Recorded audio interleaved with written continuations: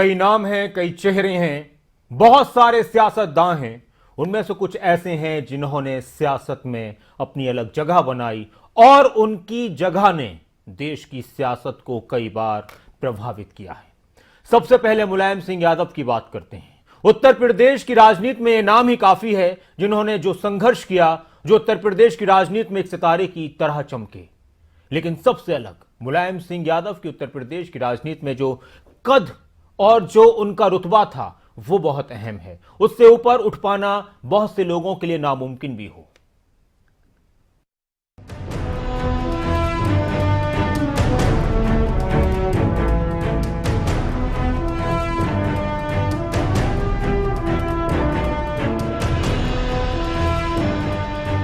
Cycle से संसद तक का सफर मुलायम सिंह यादव को इस परिभाषा से संबोधित करें तो कुछ गलत नहीं होगा।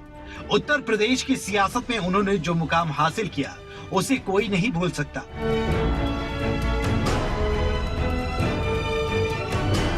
उत्तर प्रदेश में समाजवाद का मतलब मुलायम सिंह यादव की अगुवाई में समाजवादी पार्टी ने ही समझाया था, वो भी राम मनोहर लोहिया के आदर्शों पर चलते हुए। लेकिन उन्होंने जब ये सफर शुरू किया था तो मुश्किलें कई थी, चुनौतियां बेपनाह थी। मुलायम सिंह यादव लोगों के लिए मन से मुलायम थे, मगर अपने फैसले लेने में कठोर।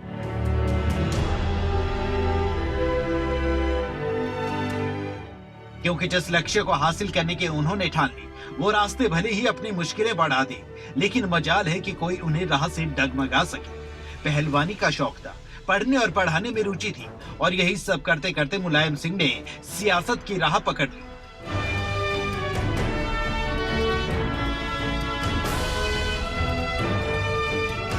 अस्सी और 90 के दशक में बैकवर्ड पॉलिटिक्स यूपी में छाई हुई थी।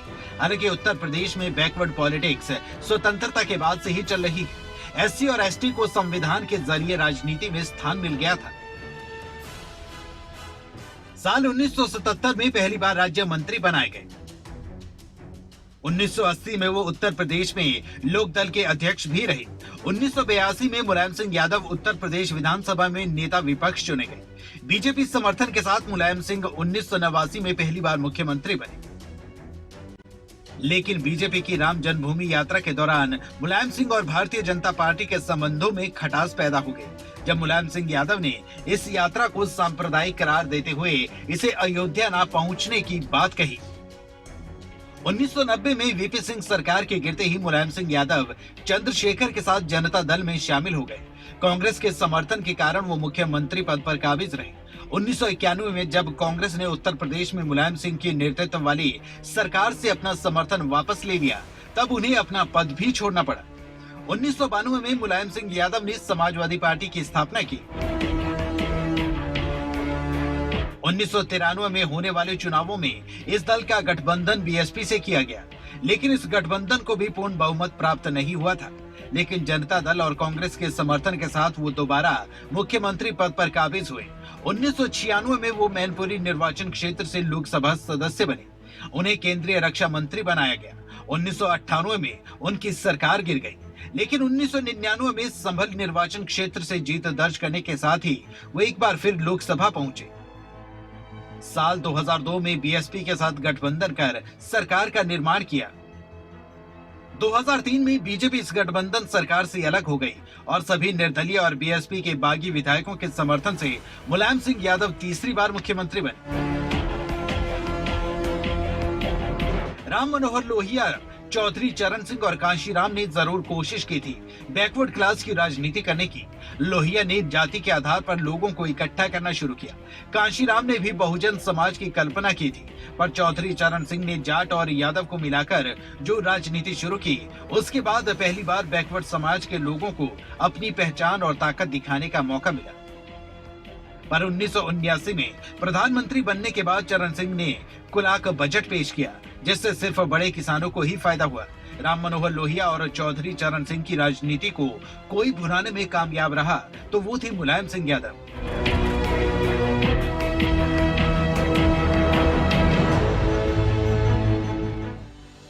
मुलायम सिंह यादव 1967 में लोहिया की संयुक्त सोशलिस्ट पार्टी से विधायक बने।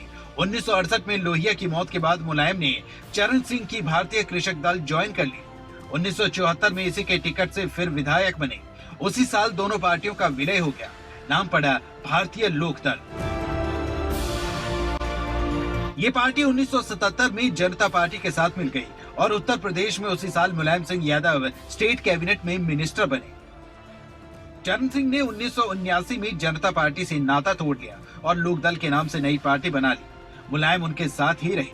1987 में चरण सिंह की मौत हो गई। लोकदल दो ग्रुपों में टूट गया।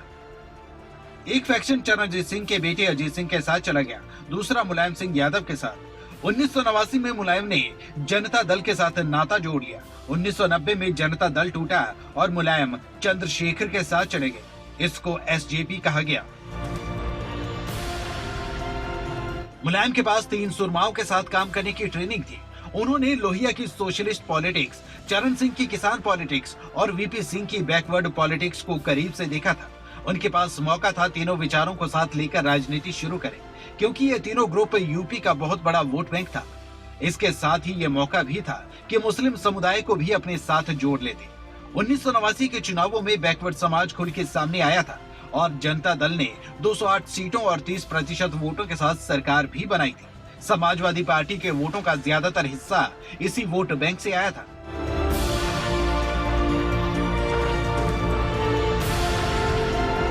फिर समाजवादी पार्टी ने मुस्लिमों और बैकवर्ड हिंदुओं को मिलाकर नई राजनीति शुरू की।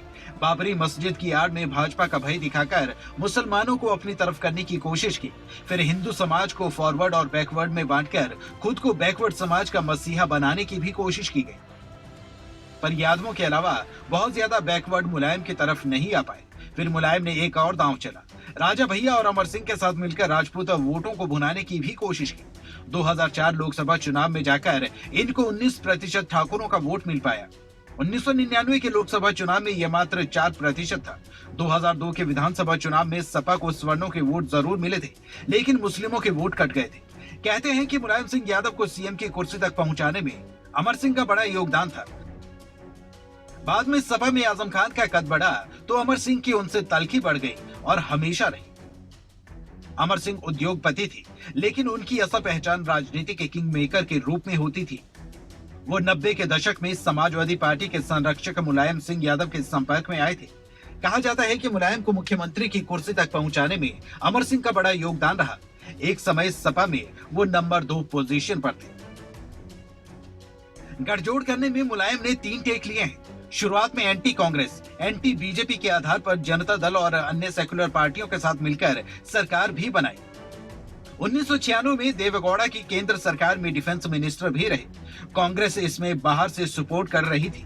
1998-99 में मुलायम ने कांग्रेस के प्रति अपनी नरमी दिखाई, पर सोनिया की नेतागिरी को स्वीकार नहीं किया।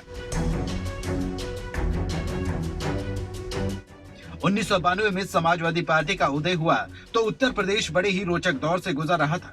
देश में मंडल, मंदिर और मार्केट की गूंज चल रही थी और उत्तर प्रदेश इसका केंद्र बना हुआ था। मुलायम के लिए यह बड़ा चुनौती वाला वक्त था। मंदिर के साथ मुलायम के सेकुलरिज्म का एसिड टेस्ट हो रहा था। मार्केट में मनमोहन ने सुधार किया था प्राइवेटाइजेशन की तरफ, और ये मुलायम के समाजवाद के खिलाफ था। ब्यूरो रिपोर्ट, खबरें अभी तक।